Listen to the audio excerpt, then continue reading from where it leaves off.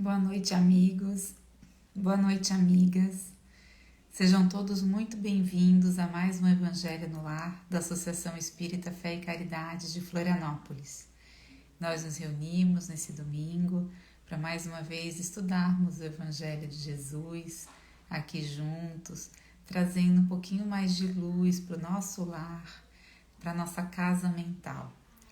Deixa eu aceitar aqui a amiga que vai participar, a Ju, para ler, estudar, comentar uma passagem do capítulo 21, que nós estamos estudando já há algumas semanas, esse capítulo tão importante, né, para o momento do nosso planeta. Oi, Ju, boa noite. Boa noite, Emília. Boa noite, pessoal. Bom estar aqui com vocês de novo. Muito bom. Então, a gente segue aqui o roteiro do Evangelho no Lar, que a gente convida a todos que tenham essa rotina nos seus lares, para uma vez por semana, num horário estabelecido, fazerem uma prece, a leitura de algum texto edificante, que pode ser do Evangelho segundo o Espiritismo, pode ser de outra obra que você tenha aí acessível para você, desde que traga a luz do Evangelho de Jesus. Daí tece alguns comentários, o que veio no seu coração no momento dessa leitura e faz uma prece final. Então é super simples, 20 minutinhos, meia hora no máximo, não passa disso. E é fundamental, gente, nesse momento em que todos nós passamos, trazer esse momento de paz, de respiro para os nossos corações, dos nossos familiares, que participando ou não, são beneficiados por esse momento. Então fica através desse nosso trabalho o convite para que todos nós façamos esse evangelho no lar, cada um no seu lar também. Então, Ju, hoje a gente vai estudar o item 10, né, que é o penúltimo item do capítulo 21.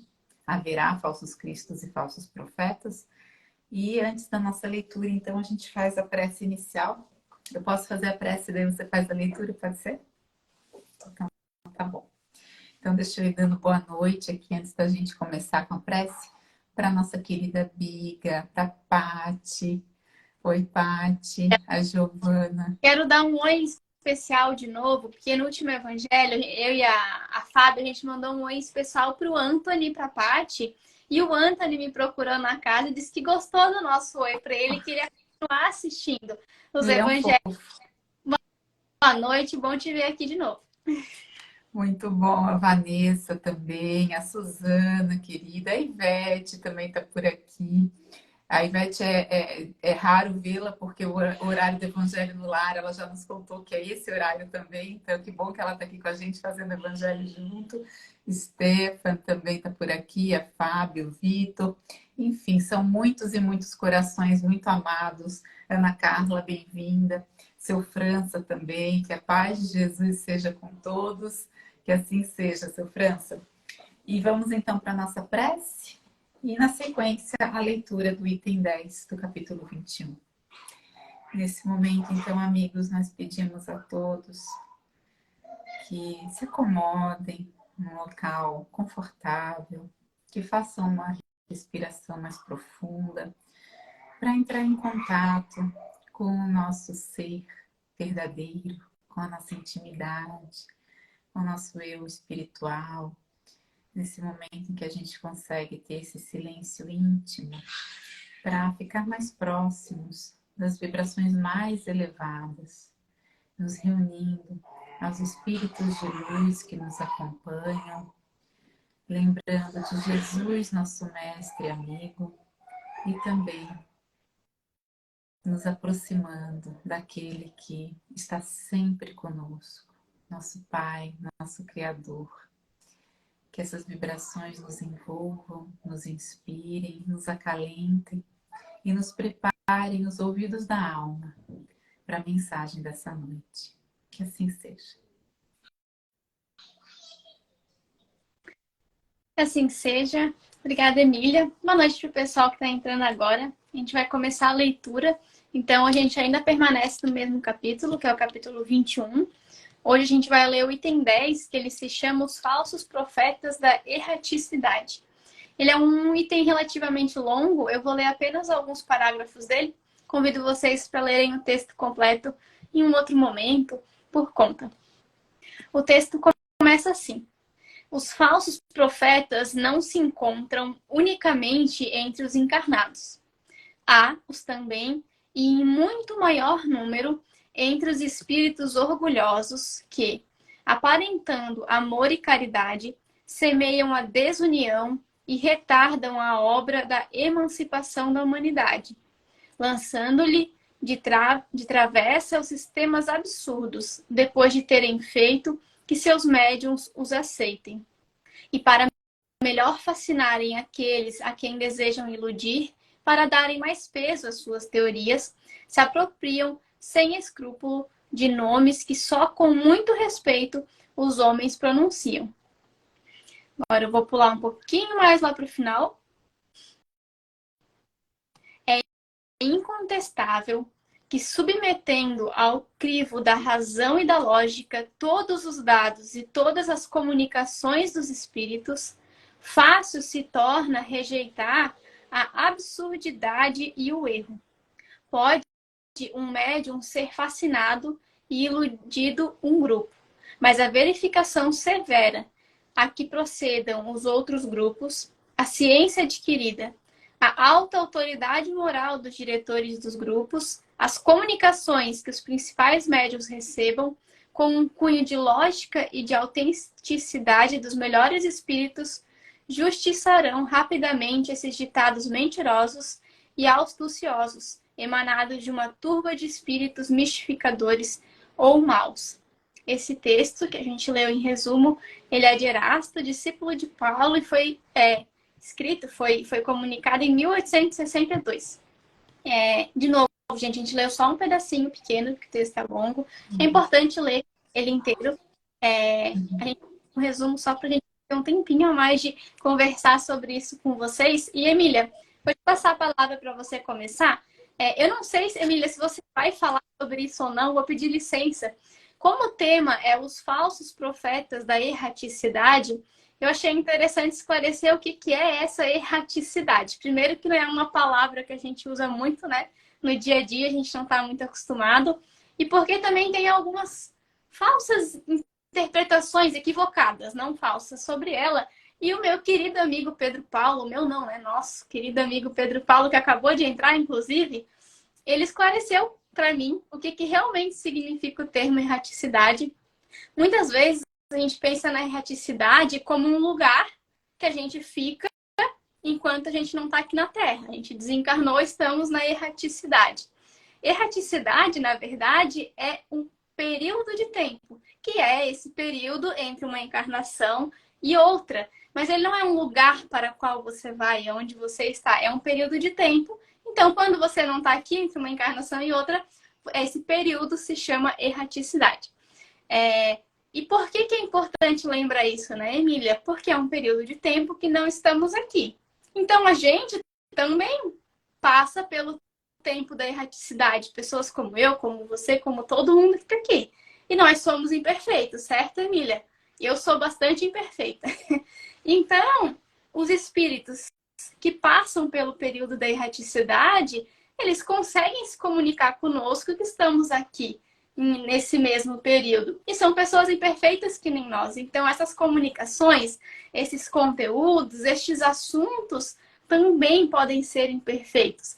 Às vezes, por serem espíritos que se encontram no plano espiritual, a gente considera que tudo que é falado, tudo que é dito é perfeito, é bonito, e não é bem assim. Mas já comecei meus comentários previamente, Emília, desculpa, mas eu gostei. Pedro Paulo. Eu ia começar bem por aí, mas acho que a forma como o Pedro Paulo expôs, que você trouxe aqui, é bastante didática. Então, obrigada, Ju. De fato, acho que uma das perguntas que nos aparece, assim, por que esse tema é importante, né? Acho que a gente vai chegar nessa pergunta. Antes de chegar nela, a Ju ressaltou que essa mensagem foi trazida pelo Espírito Erasto, que foi um dos discípulos, né, de Paulo. E Erasto também trouxe a mensagem da conversa anterior que a gente teve aqui na semana passada a respeito dos caracteres dos verdadeiros profetas. E Erasto é também o autor daquela frase famosa que está lá no livro dos médiuns, né? Que Kardec nos indica antes refutar 10 verdades do que aceitar uma mentira. Então, essa temática, né, Erasto vem nos trazer esses alertas em diferentes momentos ao longo da codificação, né? E é uma questão, a Ju falou, né? Então, nós, espíritos que estamos aqui em estágio, né, de evolução, espíritos imperfeitos, por vezes estamos na erraticidade após uma desencarnação, antes da próxima reencarnação, né? Então, antes da próxima encarnação, depois de desencarnar, ficamos nesse período. Somos imperfeitos, portanto, se nos comunicarmos, inclusive aqui, né, Ju? Importante dizer, nós encarnadas aqui temos uma responsabilidade muito grande, temos o coração no lugar, mas nem sempre erramos, né? Nem sempre tudo que a gente tem que ser colocado sempre, gente. Tudo que a gente ouve, tudo que a gente lê, na doutrina e fora dela, precisa ser avaliada sob o crivo da razão. Nós estamos num tempo em que, infelizmente, pela primeira vez na história, nós temos produções científicas em maior volume, produções questionáveis do que produções que são, de fato, fidedignas, né, ao método científico e que podem ser confiáveis, né? Então, a gente está vivendo um tempo, e já respondendo um pouquinho por que esse tema é importante, né? A gente está vivendo um tempo em que nos questionar, né? A nossa racionalidade, ela está sendo trazida como algo para guiar realmente as nossas vidas, para a gente não aceitar qualquer coisa sem raciocinar a respeito, sem levar o crivo da razão, né? Em todos os aspectos da vida e sim também no aspecto religioso, no aspecto espiritual, né? Então, bem, voltando um pouquinho, né, sobre essa questão da imperfeição desses espíritos que comunicam, o que dizer dos médiuns, que são também espíritos imperfeitos, né? Então, por vezes a gente também, né, em função até da nossa carga histórica, né, em que nós sempre colocamos num patamar diferenciado as pessoas que tinham a capacidade de comunicação com o mundo espiritual, né? Que séculos atrás se imaginava que eram deuses, então pessoas que se comunicavam com os deuses, a gente já falou disso aqui, e que hoje a gente sabe que nada mais são do que pessoas que têm a capacidade, né, os sentidos mais, vamos dizer assim, refinados ou preparados para a comunicação com quem não está nessa matéria, né? Mas são pessoas ainda também como nós, espíritos como nós, em evolução. Então, também passíveis de erro. Então, temos aí, né, dos dois lados, os espíritos e os médiums, gente como a gente, espíritos como nós, né? O único médium perfeito que passou pela Terra, né? A gente sabe quem foi, né? Foi Jesus Cristo. Mas depois dele, de fato, todos eles, mesmo aqueles que a gente mais admira, precisavam de muita disciplina. E precisam de muita disciplina, de muito cuidado, de muito autoconhecimento, né? Estar, de fato, sempre conectados com o alto. Quando Emmanuel falou para Chico, né? Lá naquele açude, aquela cena que a gente viu no filme, todo mundo viu, né? Que já leu a respeito, nos livros a respeito da história de Chico Xavier, que Emmanuel pediu para Chico 3 coisas, né? Diz que ele teria que ter 3 coisas para executar a missão que eles tinham juntos para executar, que eram disciplina, disciplina e disciplina. Eu confesso para vocês que a primeira vez que eu ouvi isso, eu pensei na disciplina do mundo, na disciplina física necessária para executar aquela tarefa, na disciplina material, né? Porque, enfim, o Chico teria que trabalhar por tantas horas, e ele trabalhava tanto, e ele mal dormia, e ele mal comia. Exige uma disciplina tão grande, né? Um trabalho tão grandioso. Mas a disciplina que Emmanuel estava falando ali para Chico e pedindo para ele era outra. É a disciplina moral, a disciplina dos pensamentos, a disciplina dos sentimentos, né? Essa que a maioria de nós tem muito ainda a conquistar, né? Então a gente precisa cada vez mais disciplinar a forma como a gente pensa, não nos deixar, né? Às vezes vem aquela onda de pensamentos que não são saudáveis, que às vezes nos levam a comportamentos e ações igualmente danosas para nós. Todos nós estamos passíveis disso. Os médiums também. Então, o médium, para se conectar, né, com os bons espíritos, precisa ser disciplinado e estar em conexão muito além da reunião mediúnica, gente. Então, o médium não é assim, vai ali para a reunião mediúnica e ali as coisas, né, se ele estiver bem, as coisas vão. Não é assim.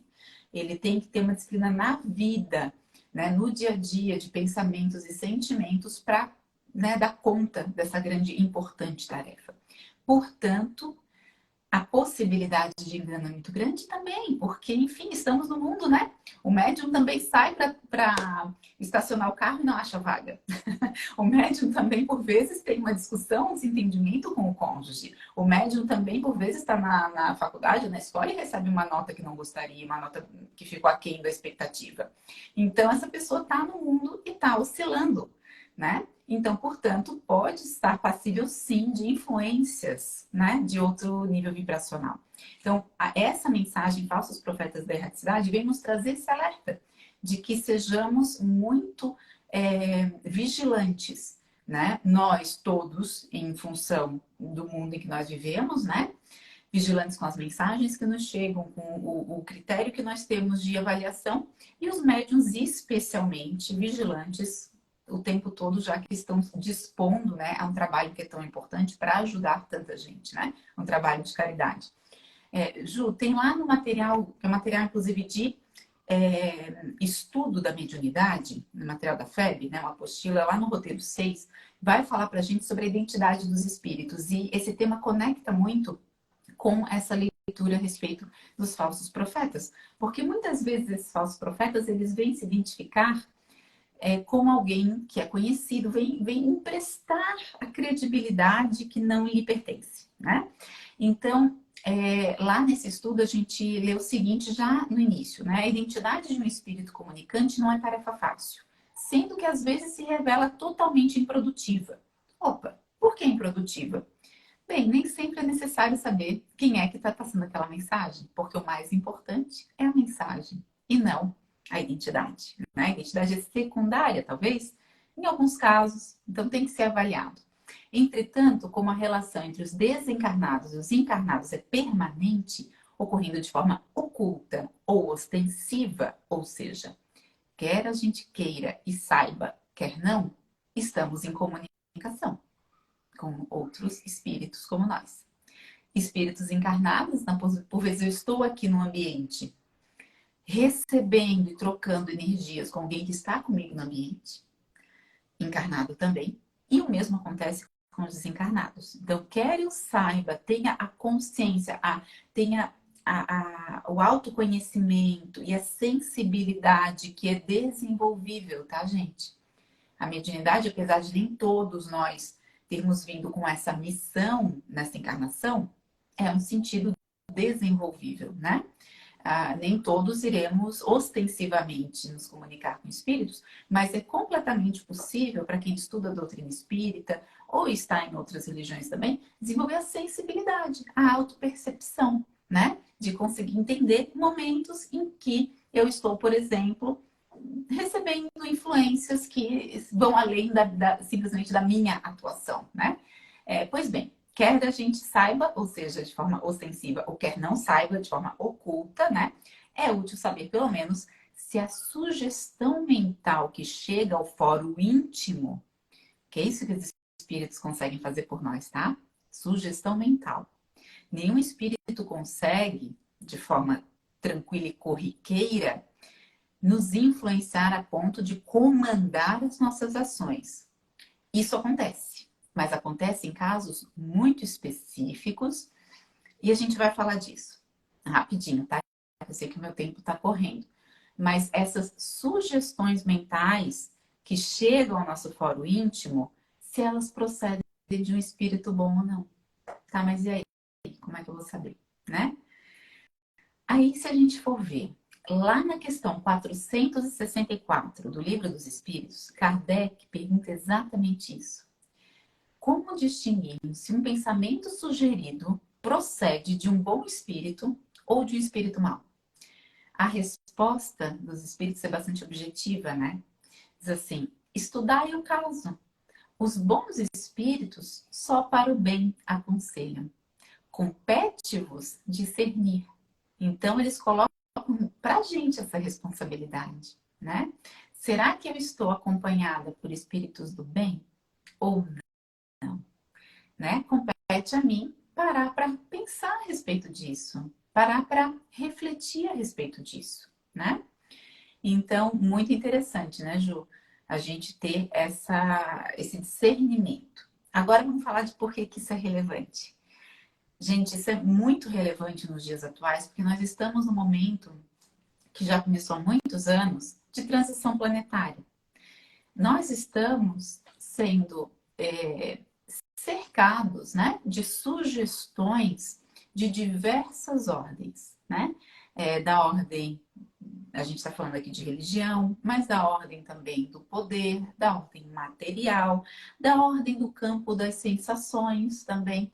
Então, são muitas as sugestões e muitas as influências, né?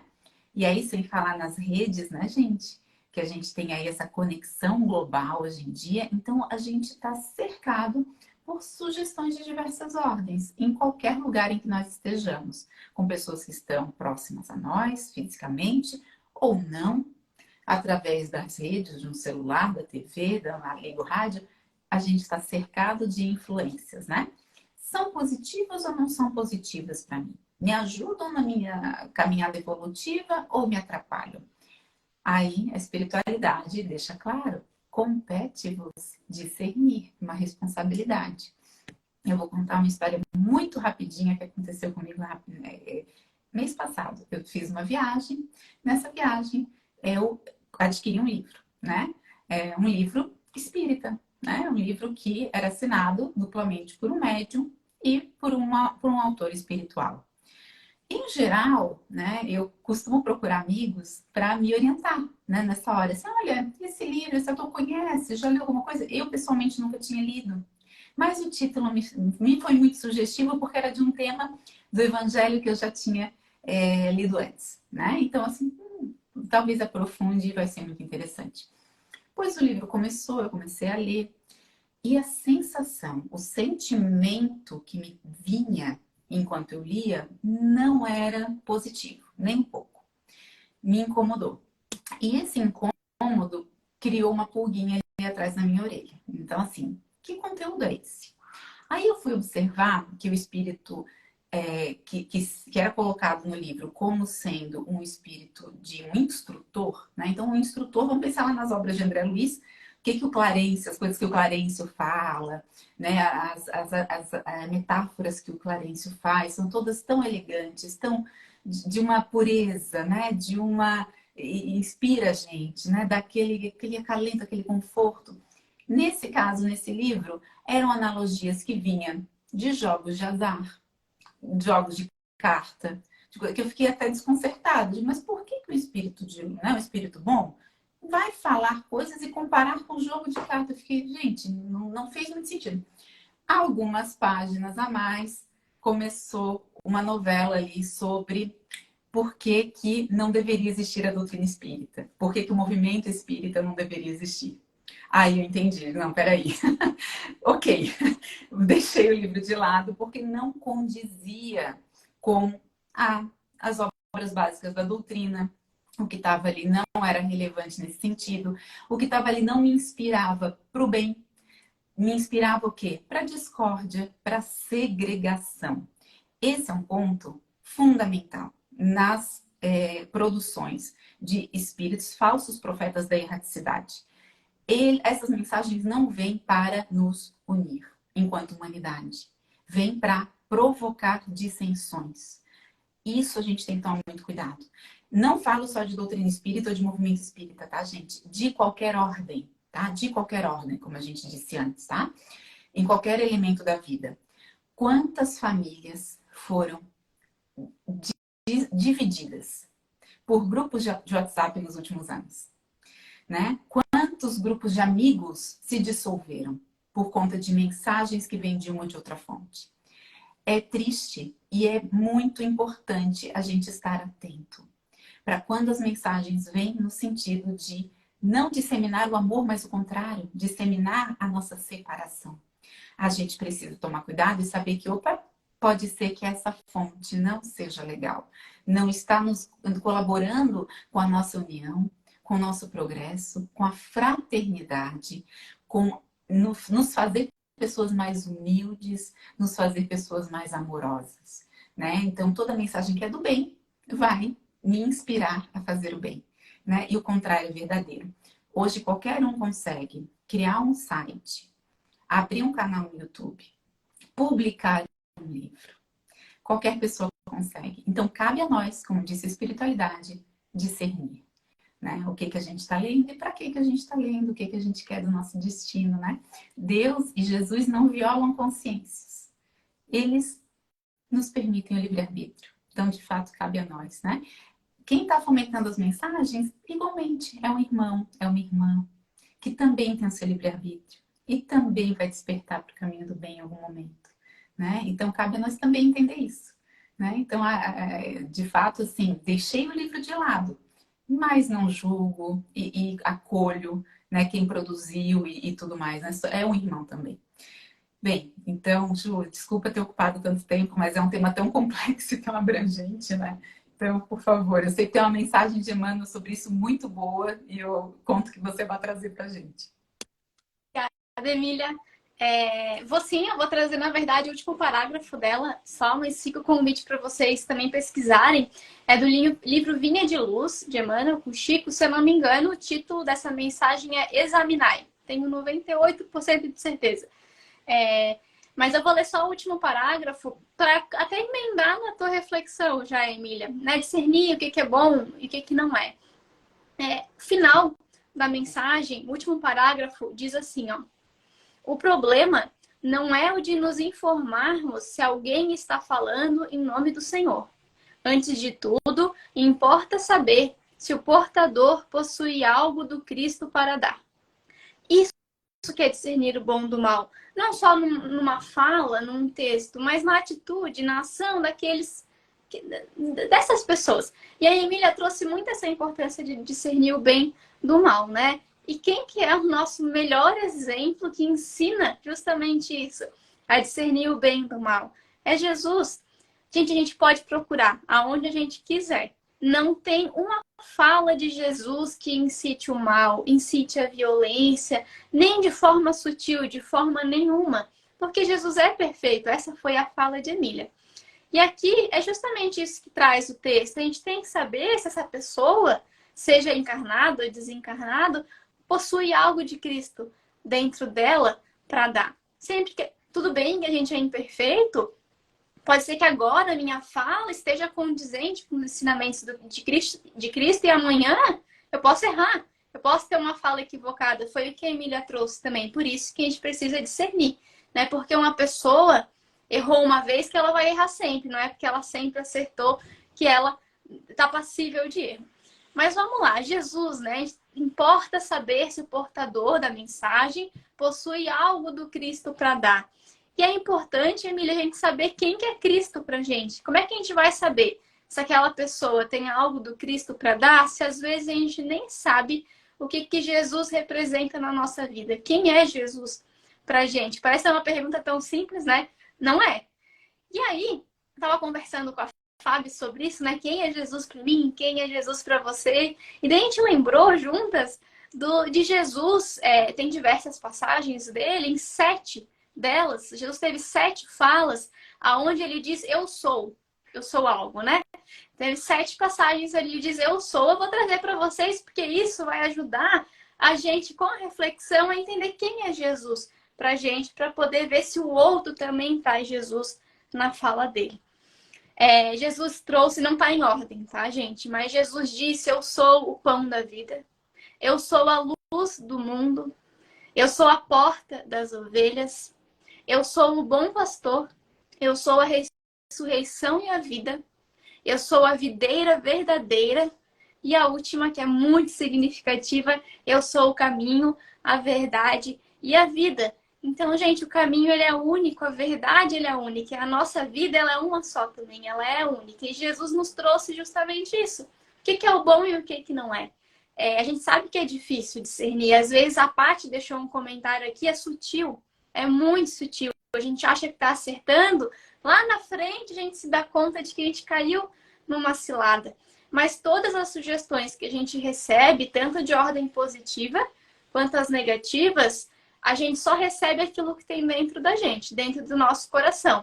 Se alguém chega para mim e me dá uma sugestão negativa, mas que eu não alimento isso dentro de mim, eu não tenho isso dentro de mim, vai bater e vai cair, né? Assim como se esbarrasse em algo e caísse. Mas se eu já tenho isso dentro de mim e aquilo alimenta algo que já existe, aí vai se perpetuar. Por isso que a gente tem que se conhecer.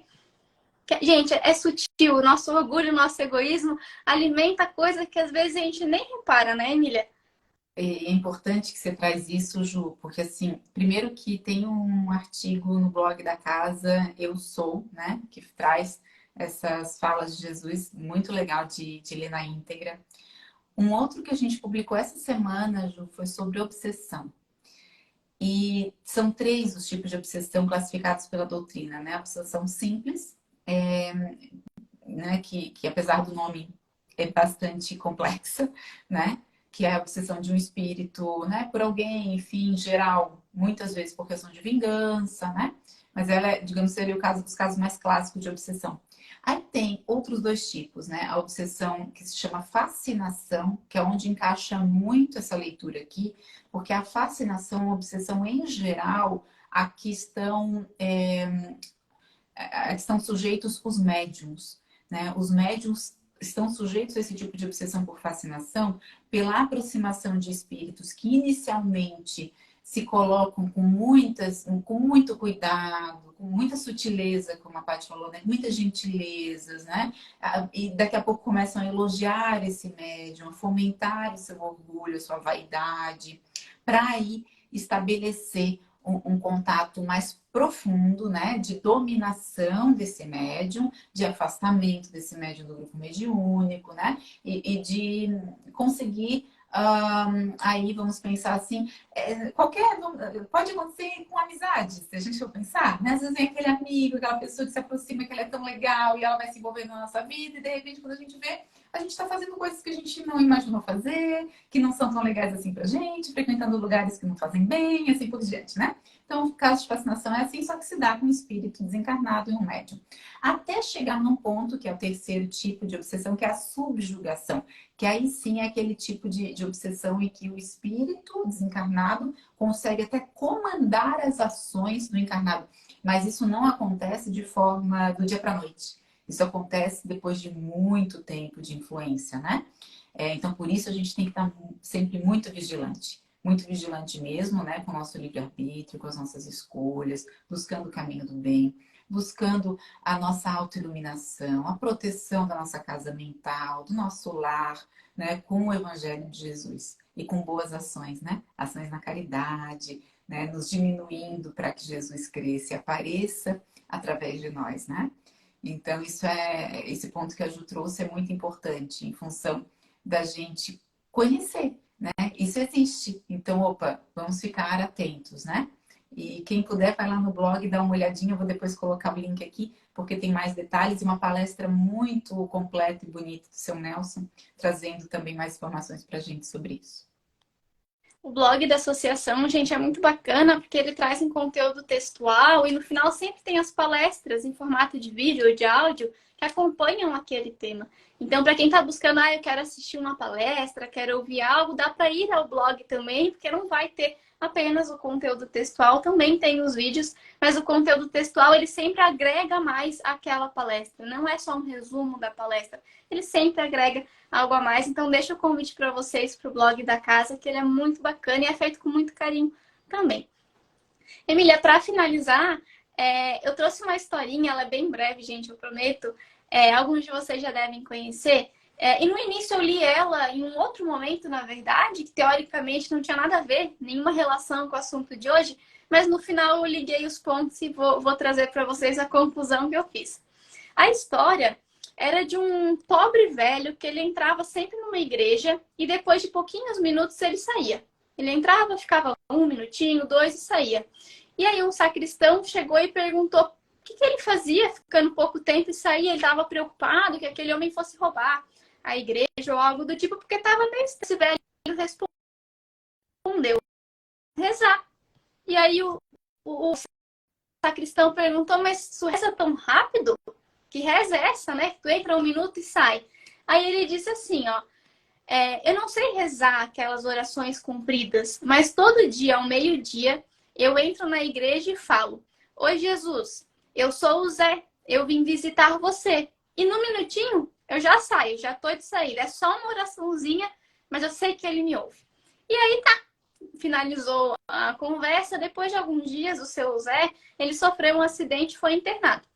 E ele passou alguns dias, vários, no hospital, e daí os enfermeiros começaram a ver que os pacientes que ficavam no mesmo quarto deles estavam mais alegres, estava todo mundo feliz, todo mundo melhorando bem, e daí eles chegaram para o seu Zé e perguntaram assim, ó, que você faz, né? Que você está sempre assim, alegre, de bom humor, feliz e contagiando todo mundo.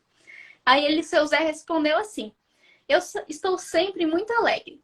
E digo-lhe que é por causa daquela visita que eu recebo todos os dias. Me faz muito feliz. Aí a enfermeira olhou, né? Meu Deus, tá doido, né? Que visita? Ele não recebe nenhuma visita desde que ele entrou aqui. Daí ela perguntou, que visita é essa, seu Zé? E aí ele respondeu, bem, irmã, todos os dias, ao meio-dia, ele vem ficar em pé ao lado da cama por alguns minutos, talvez até segundos. Quando eu olho para ele, ele sorri e me diz, oi Zé, eu sou Jesus, eu vim te visitar. E aí, teoricamente, não tem nada a ver com, né, espíritos, falsos profetas da erraticidade. Mas o que eu achei de... O que me tocou essa mensagem? Eu me emocionei da primeira vez que eu li, da mesma forma que a Emília está se emocionando. Jesus é simples.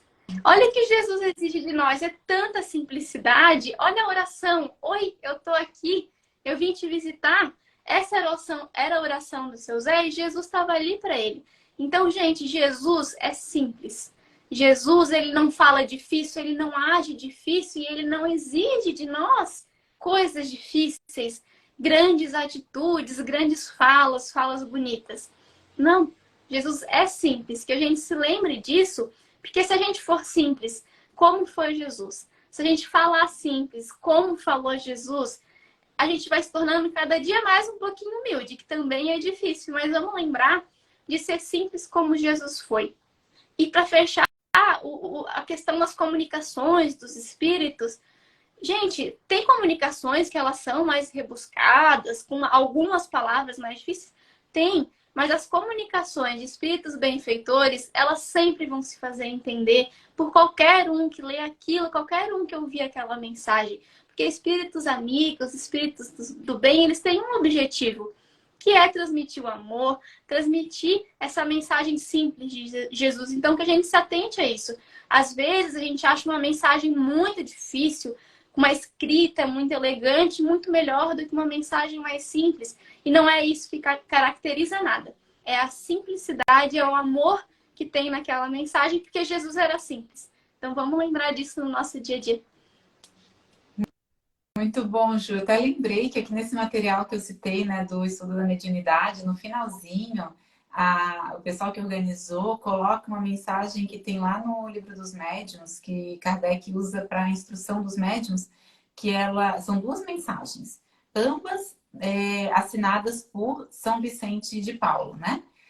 Uma delas tem um tom e a outra, outro tom completamente diferente. E aí Kardec explica por que ele diz, ó, essa daqui é de autoria de São Vicente de Paulo, essa outra não é. Né? Então, a outra mensagem que não é, ela é muito mais rebuscada, ela usa um palavreado, mas a mensagem, o significado, o que está ali sendo dito, né, enaltece as pessoas que estão ali, enaltece os médiuns e, ao mesmo tempo, fala de combate, de usar os nossos exércitos para combater o mal, e não é um tom, né, digamos assim, acolhedor, como as mensagens, né, de São Vicente de Paulo. A nota de Kardec dessas duas mensagens é assim, ó, quem reconheceria São Vicente de Paulo por esta linguagem, por esses pensamentos de salinhavados e baldos de senso? Que significam essas palavras, né? Então ele investiga, né? Kardec, com essa capacidade, né, de avaliação científica que ele tinha, que nos deixa esse legado, né? Para que nós façamos o mesmo, para que a gente pergunte, para que a gente seja crítico. E, de novo, né, como disse Erasto, autor da mensagem que a gente leu hoje, não tem problema a gente recusar as verdades, né? Vamos recusar as 10 verdades para não aceitar uma mentira. Os espíritos bons não vão se ofender, né? Ah, não acreditei.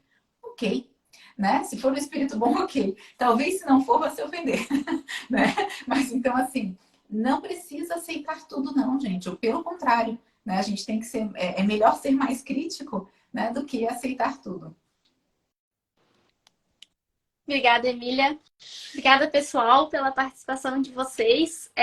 Emília, acho que no próximo domingo é o último item desse capítulo, não é? A gente está se encaminhando já para finalizar esse capítulo. E até eu estava me refletindo, eu não tenho a resposta, vou deixar só a reflexão para vocês, que é um capítulo que ele é relativamente longo e alguns dos itens parecem ser um pouco repetitivos. Aí eu fiquei me pensando por quê?